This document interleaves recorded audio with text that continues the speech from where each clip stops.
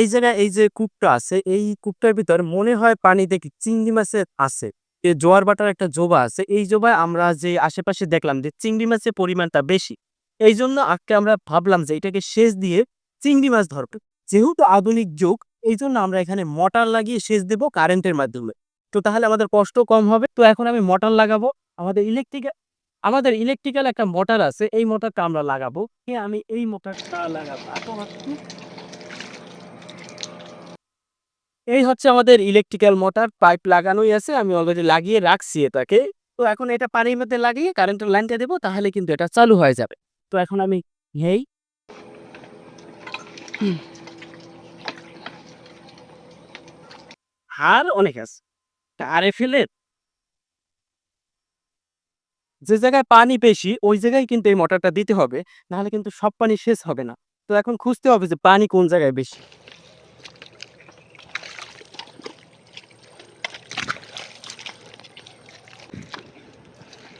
এই কূপটার মাঝখান হইছে এই জায়গাটা।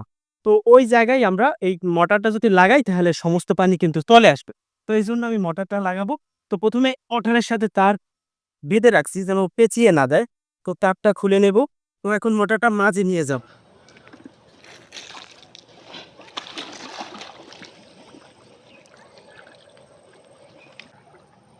আহ! এই চাবিটা নিয়ে নিলাম কারণ মোটরের নিচে থেকে ওই গেল মাটির নিচে মোটরটা না চলে যায়। সুরক্ষিত রাখলাম।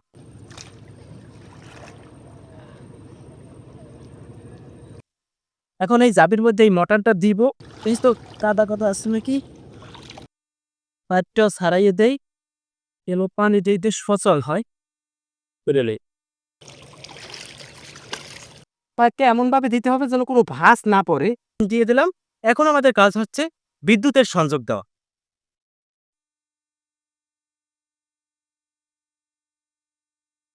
এখন কারেন্টের লাইন এই জায়গায় এনে রাখছি। এটা সংযোগ দিলে কিন্তু চালু হয়ে যাবে। আমাদের আর কোনো কাজ নাই। আর আমরা সংযোগ দিয়ে আশেপাশে যে পানি আসে কোন জায়গা থেকে, সেই জায়গাগুলো আমরা মেরে দিব। যেহেতু দিয়ে দিলাম। বিসমিল্লাহ। এখন তো লাইন দিয়ে দিলাম। দেখব যে পানি কিভাবে পড়তেছে, অবস্থানটা দেখব পানির। পানি ঠিকভাবেই পানির খরচও ভালো আছে। ঠিকভাবে পানি করতেছে। এইভাবে যদি পানি স্পেস হয় তাহলে সময় লাগবে না শেষ হইতে তাড়াতাড়ি জায়গা।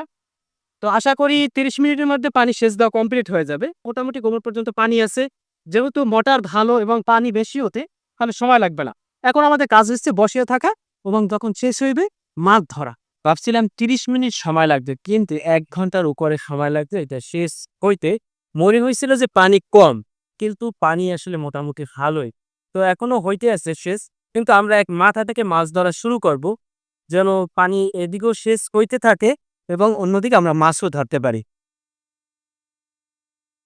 আশা করছিলাম যে পরিমাণ মাছ থাকার কথা, চিংড়ি মাছ থাকার কথা, কিন্তু আসলে চিংড়ি মাছ নাই। ওটি যেন বিদ্যুৎ বিলটা ওঠে এমন মাছ যেন পাই, তাহা নিয়ে আমরা সন্তুষ্ট। তো বিসমিল্লাহ কইয়া আমরা শুরুতে এই মাছ পেলাম। কি মাছ বলে? দর্গি। দর্গি টাইপের মাছ। তো এই মাছ পেলাম, এই ২ টা পাইলাম। তো আশা করি এই দর্গি মাছ এবং হাঁসা মাছ দিয়েই আমাদের পোষাতে হবে। আমরা মাছ ধরা নিয়ে একটু ব্যস্ত থাকতেছি। আমি আপনাদের পরবর্তীতে কি মাছ পাই সেটা কিন্তু আপনাদের দেখাবো। মাছ ধরতে অনেক কষ্ট হইছে আর বেশি মাছও পাই নাই। দেখুন কি পরিমাণ মাছ পাইছি। শুধুমাত্র ওই হাঁসা মাছ। প্রত্যাশা ছিল যে চিংড়ি মাছের, কিন্তু চিংড়ি মাছ বেশি আসে নাই। এই হাঁসা মাছ পাইছি টুকটাক মোটামুটি ভালোই।